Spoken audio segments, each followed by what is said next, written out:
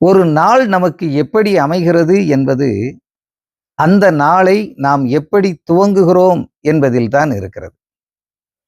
சிலர் காலையில் எழும்புகிற பொழுதே கவலையோடு எழும்புகிறார்கள். சிலர் பிரச்சனைகளோடு எழும்புகிறார்கள். சிலர் சண்டையோடு எழும்புகிறார்கள். சிலர் சமாதானத்தோடு ஒரு காலை பொழுதை துவங்குகிறார்கள். சங்கீதக்காரனாகிய தாவீது தினமும் தன்னுடைய காலை பொழுதை எப்படி துவங்கினார் என்பதை 5வது சங்கீதத்தில் 3வது வசனத்தில் அவர் சொல்கிறார். அதை நான் உங்களுக்கு வாசிக்கிறேன். கர்த்தாவே, காலையிலே என் சத்தத்தை கேட்டருளுவீர். காலையிலே உமக்கு நேரே வந்து ஆயத்தமாகி காத்திருப்பேன். சங்கீதக்காரனுடைய வாழ்க்கையிலே ஒரு ஒழுங்கு இருந்தது. அந்த ஒழுங்கு என்ன தெரியுமா? காலையில் தன்னுடைய சப்தத்தை கேட்டருளுகிற கர்த்தருக்கு முன்பாக ஆயத்தமாகி அமர்ந்திருக்கிற ஒரு ஒழுங்கு அவருடைய வாழ்க்கையிலே இருந்தது. அதிகாலையில் எழுந்து ஆண்டவரை தொழுது தன்னுடைய அனுதின பணிகளை துவங்குகிற பொழுது எல்லாமே ஆசீர்வாதமாக அமையும். தாவீது தன்னுடைய வாழ்க்கையிலே பல பரிணாமங்களை கடந்து வந்தவர். இளமை காலத்தில் ஆடுகளை மேய்த்தவர். அதற்கு பிறகு சவுலுக்கு பயந்து காடுகளிலே ஒளித்து கொண்டிருந்தவர். பல்வேறு காலகட்டங்களில் பல்வேறு எதிரிகளை பல சூழ்நிலைகளில் எதிர்கொண்டவர். இன்னும் சொல்ல போனால் தான் பெற்றெடுத்த செல்ல மகன் அப்சலோம் கூட தனக்கு எதிராக வந்த போதும், அவர் மலைகளிலும் கெபிகளிலும் அவர் ஒளிந்து கொண்டிருந்த பொழுதும் அவர் கர்த்தரை தேடுவதற்கு மறந்துவிடவே இல்லை.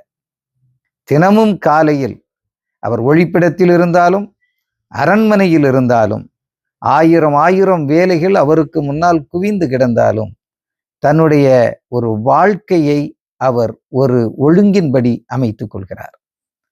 தினமும் அவர் எழுந்து ஆண்டவருடைய சப்தத்தை கேட்பதற்காக கர்த்தருடைய சன்னதியில் அமர்ந்திருந்தார். அவருக்கு ஒரு நம்பிக்கை இருந்தது. அந்த நம்பிக்கை என்ன தெரியுமா? கர்த்தர் என்னுடைய சப்தத்தை கேட்பார். சொல்றார் பாருங்க, கர்த்தாவே, காலையிலே என் சத்தத்தை கேட்டருளுவீர். காலையில் எழுந்து ஜெபிக்கிற ஜெபம் வீண் போகாது. அருமையானவர்களே, நீங்கள் அதிகாலையில் எழுந்து ஆண்டவருடைய சன்னதியிலே அமர்ந்திருந்து நீங்கள் பண்ணுகிற விண்ணப்பம் ஒருபோதும் வீணாய் திரும்பாது. அதற்கு கர்த்தர் செவி கொடுப்பார். உங்களுடைய பிரச்சனைகள் எதுவாக இருந்தாலும், வியாதியாக இருந்தாலும், கடன் பிரச்சனைகளாக இருந்தாலும், உபத்திரவங்களாக இருந்தாலும், எதிரிகளால் ஏற்படக்கூடிய இன்னல்களாய் இருந்தாலும், எல்லாவற்றிலிருந்தும் உங்களை தப்புவித்து உங்களை காப்பாற்றுவதற்கு அதிகாலையில் நீங்கள் பண்ணுகிற ஜெபத்தை கர்த்தர் கரிசனையாய் கேட்பார். அதற்கு பதில் சொல்லுவார்.